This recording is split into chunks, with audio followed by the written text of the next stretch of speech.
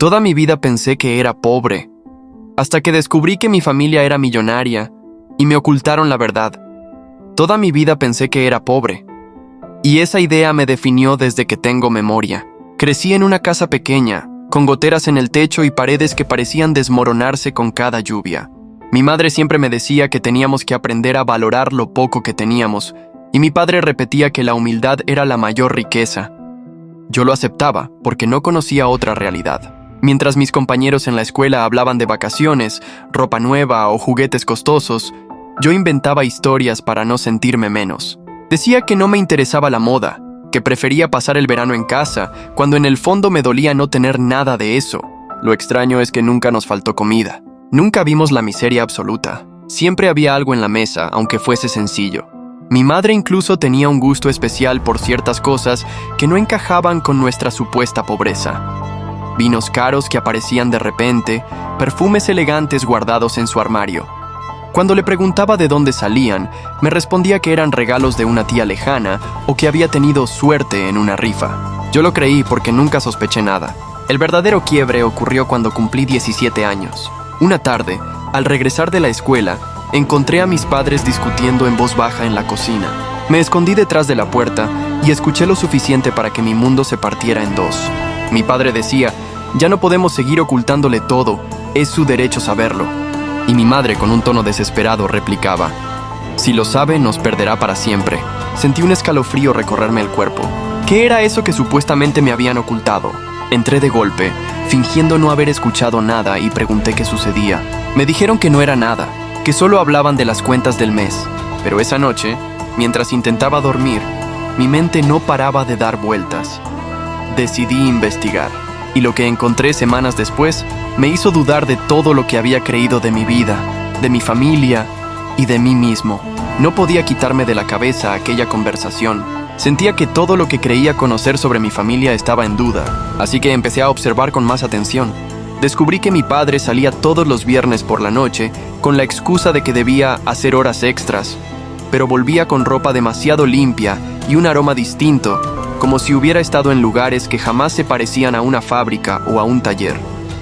Y mi madre, aunque aparentaba sencillez, siempre tenía dinero en efectivo guardado, pero nunca lo usaba para mejorar la casa, ni para comprar cosas que necesitábamos. Una tarde decidí abrir el cajón de su armario mientras ella estaba en el mercado. Encontré sobres llenos de documentos bancarios, estados de cuenta con cifras que jamás había imaginado ver. Millones, no cientos ni miles, millones. Sentí que me temblaban las manos.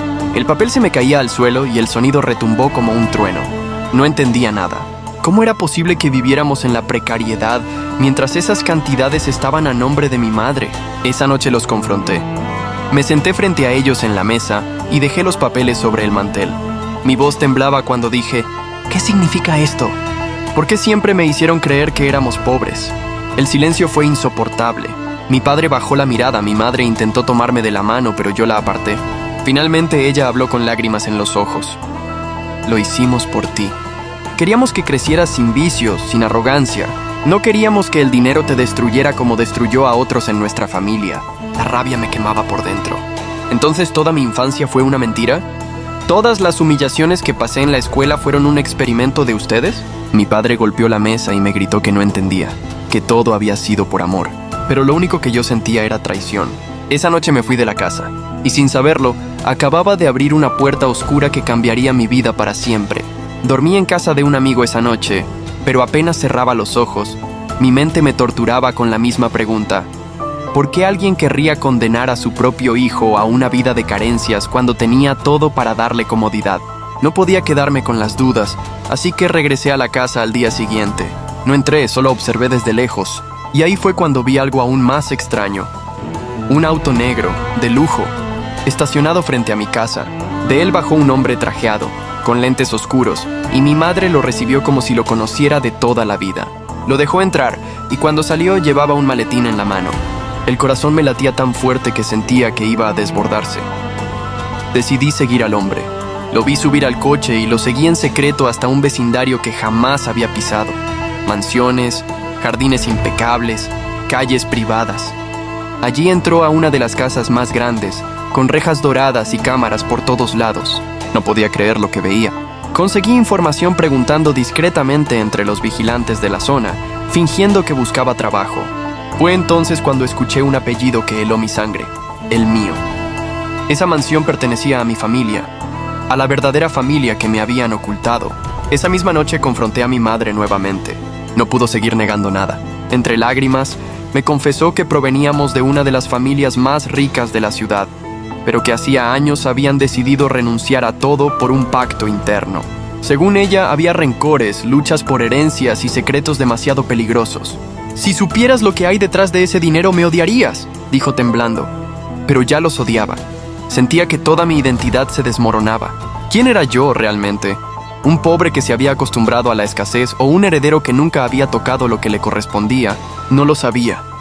Lo único que entendía era que, a partir de ese momento, ya no había vuelta atrás. Después de esa confesión, mi vida dejó de tener sentido. No podía soportar quedarme con medias verdades, así que decidí investigar por mi cuenta. Volví a aquella mansión, esta vez de noche con la adrenalina a flor de piel. Salté la reja trasera y me moví entre los arbustos, temiendo que las cámaras me atraparan. Me sentía un intruso en una propiedad que, irónicamente, llevaba mi mismo apellido. Logré acercarme a una ventana del segundo piso. Entre las cortinas vi a varias personas reunidas en una mesa larga, con botellas de vino y papeles esparcidos.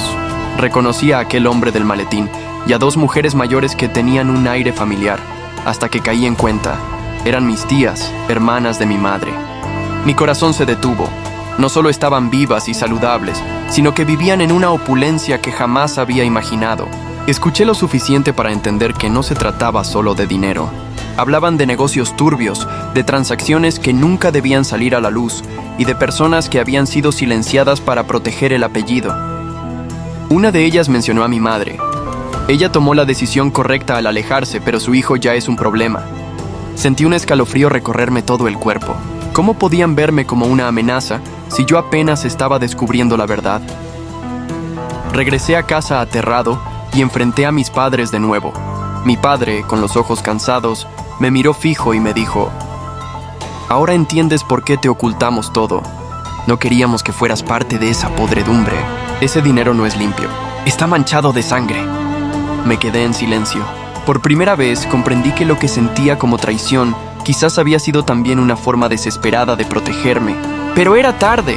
Yo ya había sido visto cerca de esa mansión y sabía que esa familia no perdonaba a los curiosos. Esa noche no dormí. Sentía que mi vida ya no me pertenecía. Los días siguientes se volvieron insoportables. Cada vez que caminaba por la calle, sentía que alguien me seguía. Veía autos negros estacionados cerca de la escuela, desconocidos observándome demasiado tiempo en la tienda. Quise convencerme de que eran paranoias mías, pero la sensación crecía. Una noche, al salir de la casa de mi amigo, un coche se detuvo bruscamente frente a mí. Dos hombres bajaron y me advirtieron: «Deja de escarbar en lo que no te corresponde. La sangre llama a la sangre y tú no estás preparado». Luego se fueron como si nada, dejándome temblando.